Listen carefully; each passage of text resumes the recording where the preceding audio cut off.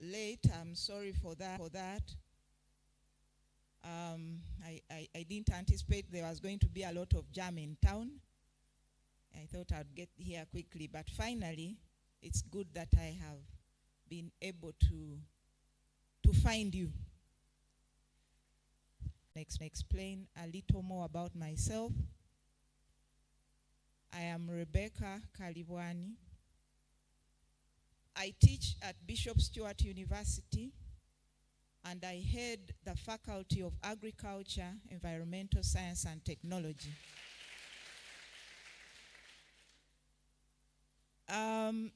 For young people like you,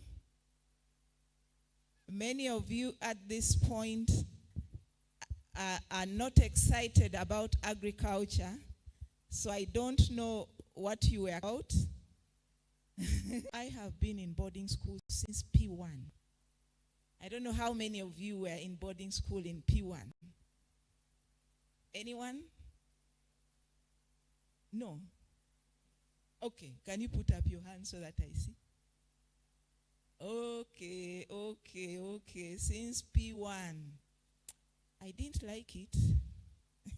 I didn't like it that much. I liked being in boarding school in secondary. So you are in a good place now. I'm sure you like to discuss this space. And we see how to get it clean and what this has in it for us as girls.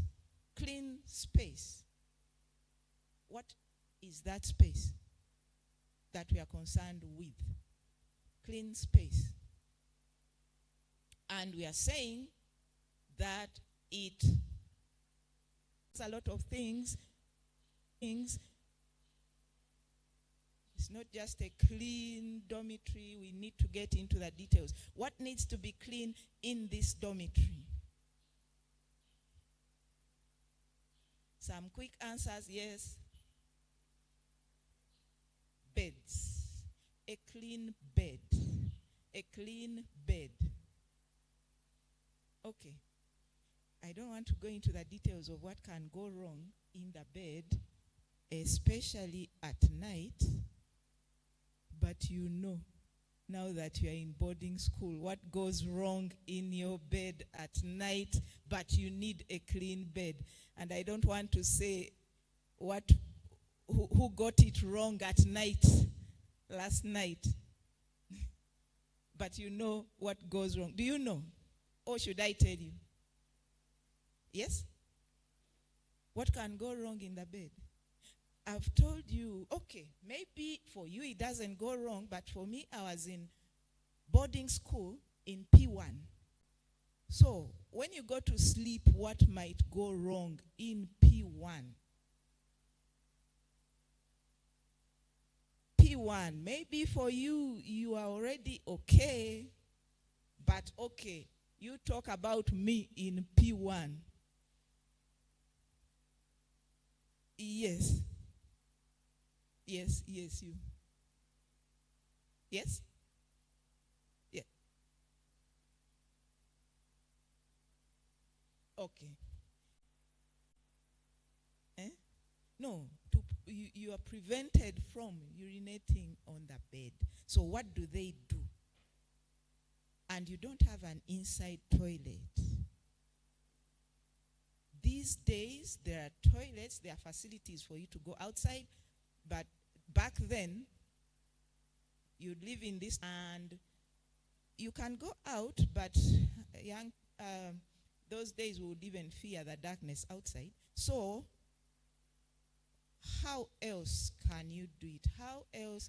I'm sure some of you have those facilities at home. You're just keeping quiet. Yes.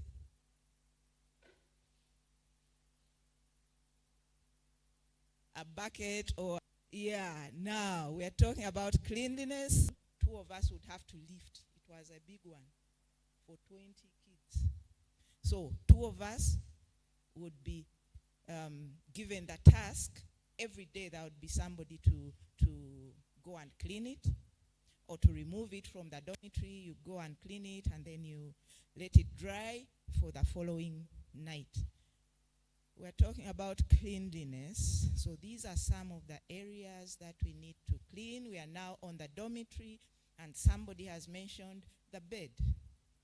Okay, we can move on. What else is in the dormitory? Yes.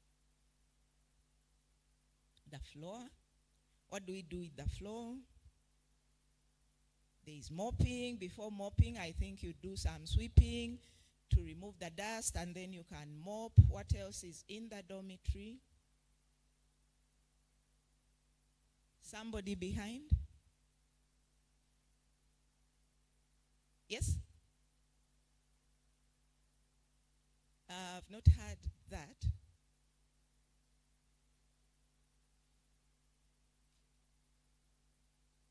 Can somebody shout it out? Yes? The curtains. Okay, curtains. Okay. How often do you wash curtains in the dormitory? Every weekend. Okay. I didn't know that. Because, guess what? We didn't have curtains. So, I wouldn't tell you that we washed curtains every weekend. No, we didn't have curtains. By the way, our windows were wooden back then. So, yes, curtains. And these days, we have a lot of dust everywhere. I live in Mbarara town itself, but it's dusty. And, yeah, I'm finding that we actually have to wash curtains to remove the dust. Yes. Anything else in the dormitory?